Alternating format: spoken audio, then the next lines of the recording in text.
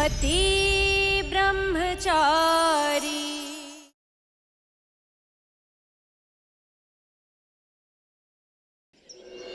दादा भाई जिंदाबाद, दादा भाई जिंदाबाद, दादा भाई जिंदाबाद, दादा भाई जिंदाबाद, दादा भाई जिंदाबाद, दादा भाई जिंदाबाद, दादा भाई जिंदाबाद, दादा भाई जिंदाबाद, दादा भाई जिंदाबाद।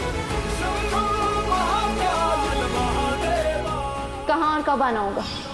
आपके मोहल्ले में जो मंदिर है वहाँ। दादा भाई, कहीं ईशा भाभी पुलिस फोर्स लेके आ गई थे? अब जो होना है हो जाए, मैं सब देख लूंगा। बस इतना ख्याल है, ईशा जी चाहे जो करें, उन्हें कोई हाथ नहीं लगाएगा।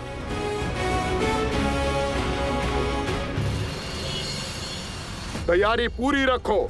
जैसे ही दादा भाई के लोग कमरे में इकट्ठा होंगे, हम लोग गोदाम के बाहर से दरवाजा बंद कर देंगे, क्योंकि मैंने चारों तरफ बारूद बिछा के रखा है।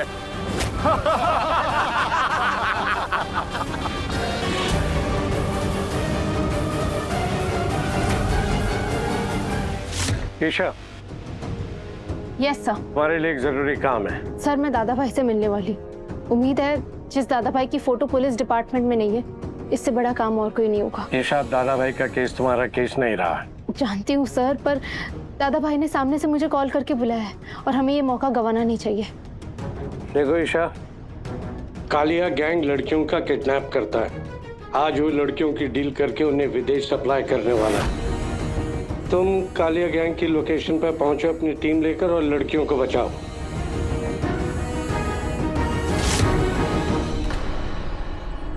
बात ध्यान से सुन। दादा भाई चाहते दादा भाई, दादा भाई, दादा भाई, दादा भाई, मेरी बेटी, दादा भाई। क्या बात है? मेरी बेटी, कालिया गैंग वाले मेरी बेटी को उठा ले गए। आज विदेश ले जाके उन्हें बेचने वाले हैं। मेरी मदद कीजिए, मेरी बेटी को बचा लीजिए।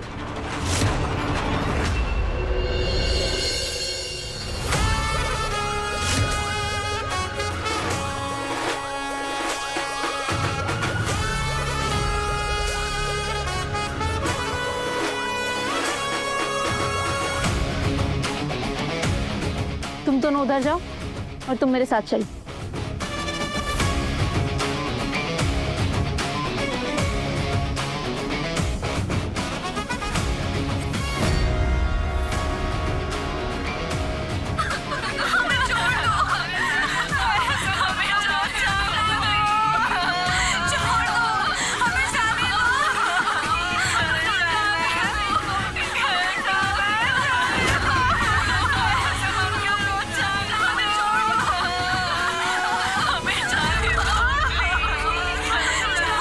अब देखो मैं क्या करती हूँ।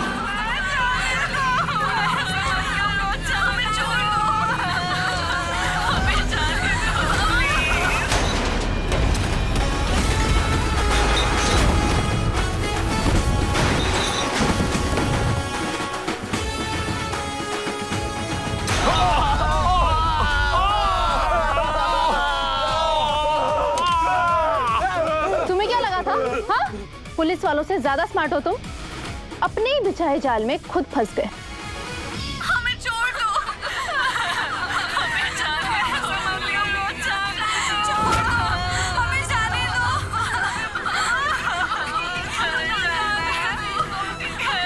लड़कियों को ऐसे ही छोड़ के चले गए? क्या किसी ने हमारे आने की खबर तो नहीं दी? क्या बात कुछ और है?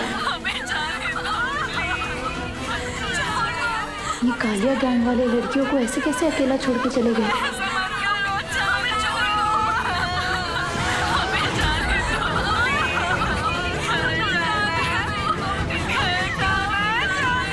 लड़कियों की चीख अंदर से आ रही है और बारूद की लाइन कमरे से बाहर जा रही है। इन्हें अगर लड़कियों को मारना होता तो इंतजार नहीं करते। ये ट्रैप है, ये एक ट्रैप है हमें फंसाने के लिए।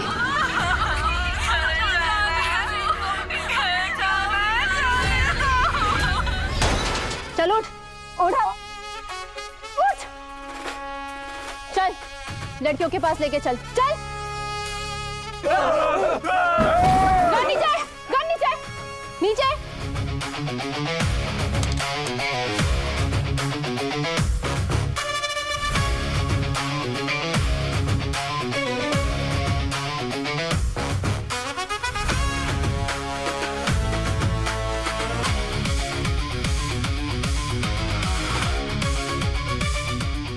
थैंक यू मैडम जी, आपने हमें बचा लिया। बहुत बहुत धन्यवाद। नहीं नहीं नहीं, घबराओ मत, कुछ भी नहीं होगा। हाँ, आप सब चलो मेरे साथ, चलो।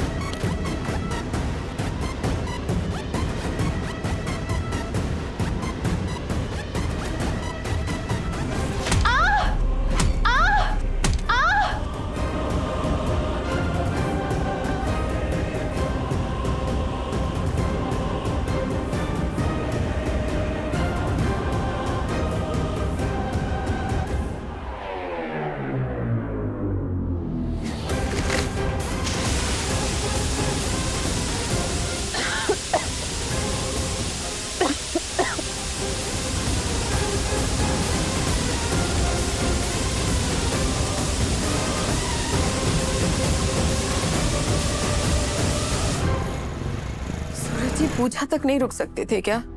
जी उन्होंने तो खुद ईशा भाभी को बुला दिया है सच्चाई बताने के लिए। कुंज बिहारी मैं हारी।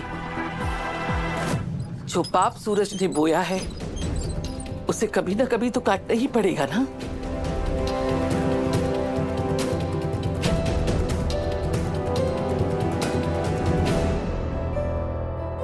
देवर जी को अस्पताल से छुट्टी मिल गई है, लेकिन उन्हें कब तक छुपा कर रखते? अच्छा हुआ सूरज ने महारानी को सच बताने का फैसला लिया। दादा भाई के चूहों को फंसाने के लिए जाल बिछाया था, और फंसा कौन? शहर की नई नवेली आईपीएस। लेडीजों की आदत ही ऐसी होती है, दो आंसू देखे नहीं पिघल जाती है। बॉस, टाइम बहुत कम है, हमें यहाँ से निकलना चाहिए। हाँ।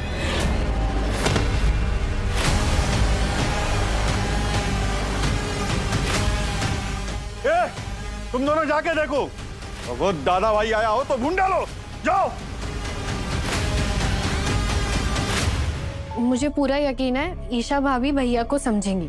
नहीं, जितना मैं ईशा को जानता हूँ ना, वो गलत का साथ कभी नहीं देगी।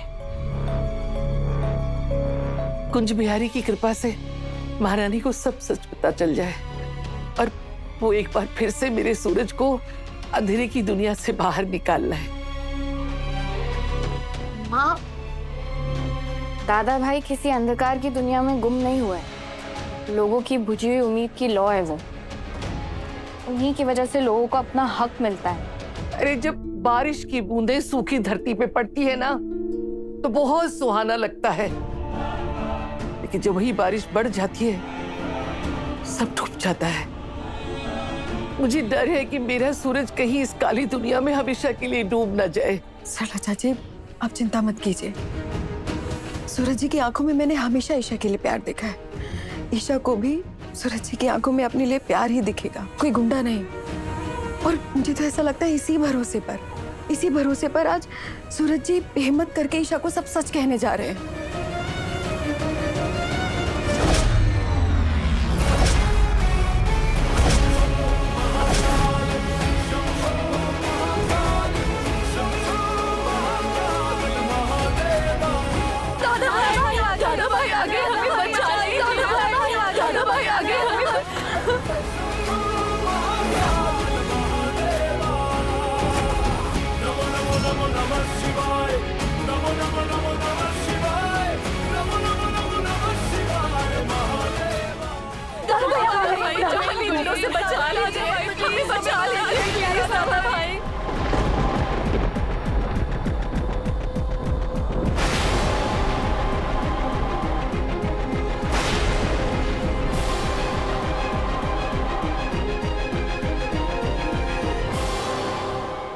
सबकी अकल पे पत्थर पड़ गया है, लेकिन मेरी बहू तुम लोगों जैसी नहीं है। वो हमेशा सच का साथ देगी। मैं माँ हूं, लेकिन दुआ करती हूँ कि मेरी बहू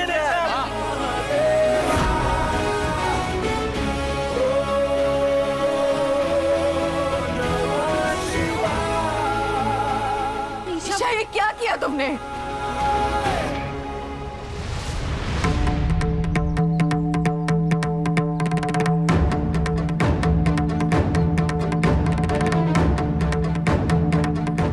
कौन हो तुम? सूरज? क्या इतने सालों में मैं तुम्हें पहचान ही नहीं पाई? या इतने दिनों से मैं एक बहरूपिये के साथ रह रही थी? क्योंकि मैंने जिसे अपना पति माना वो दादा भाई कभी हो ही नहीं सकता।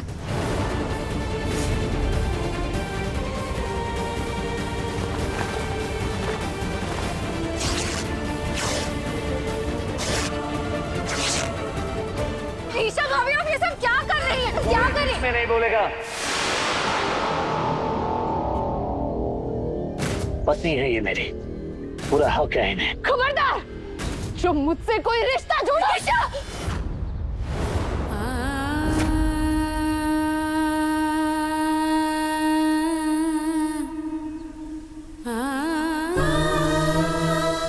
ईशा जी, आपका गुस्सा, नफरत, आपका हर सजा सब सहने को तैयार हूँ। हाँ, मैंने आपसे सच छुपाया। मैं आपके आईपीएस बनने का इंतजार कर रहा था। मैं आईपीएस बन गई सूरज, तुम क्या बने? दादा भाई। सूरज, तुम्हारे आईएएस बनने के पीछे सिर्फ तुम्हारी मेहनत नहीं थी। उस एक साल में मैं भी अंदर घुटी हूँ। मैंने भी तुमसे ज्यादा दर्द सहा है सूरज। तुम्हें एक बार भी मेरा ख्याल नहीं आया?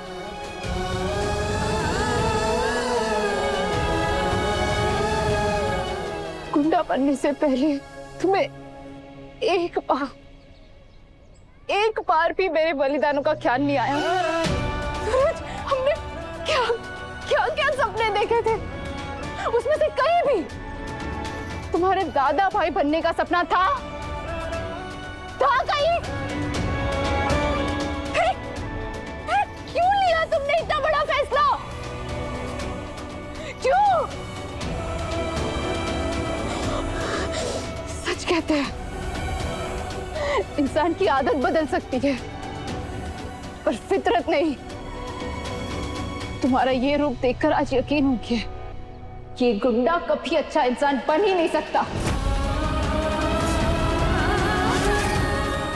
तुम्हारे इस झूठ ने सिर्फ मुझे तकलीफ नहीं पहुंचाई है सूरज,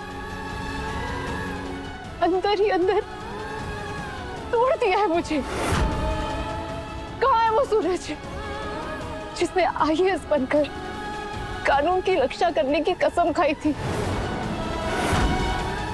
कहाँ है वो सूरज जो मुझे समझाया करता था कि कानून सबसे ऊपर है? कहाँ है वो सूरज? क्यों मार दिया तुमने मेरे उस सूरज को? क्यों बने तुम दादा भाई? सूरज, मुझे जवाब दो। हाँ, हूँ मैं दादा भाई, पर मैं दादा भाई क्यों बना ये आप नहीं जानते। सूरज, कोई भी मजबूरी इतनी बड़ी नहीं हो सकती कि इंसान को उसका ज़मीर बेचने में मजबूर करते। तुम हमेशा से गुंडे थे, आज फिर गुंडे बन गए और यही असलियत है। बस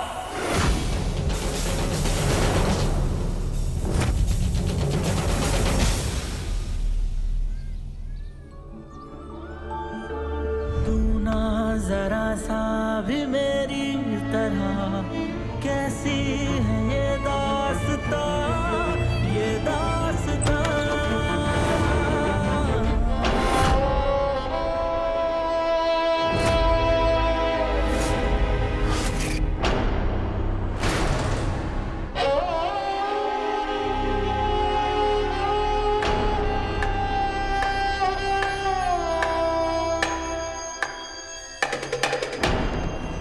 पापा जी कोमा में है पापा।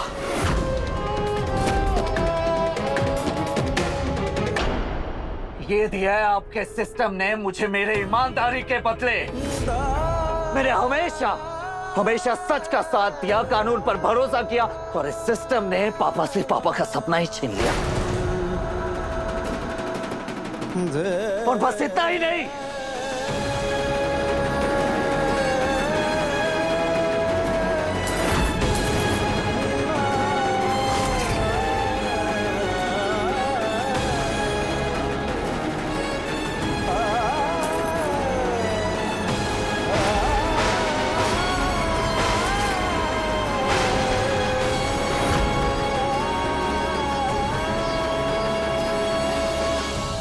ये है असली हकीकत इस लड़की की। इससे इसके पति को छीना है आपके कानून ने।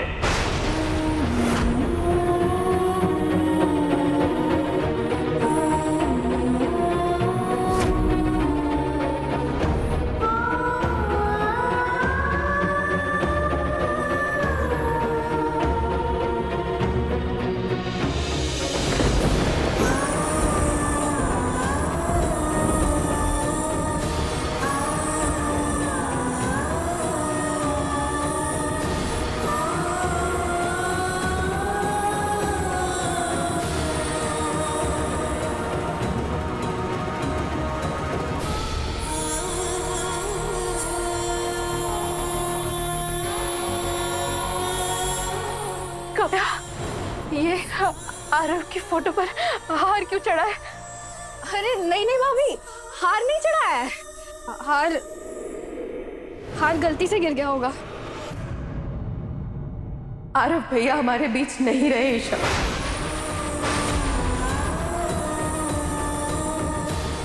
और किसी ने भी उनकी मौत के साथ इंसाफ नहीं किया।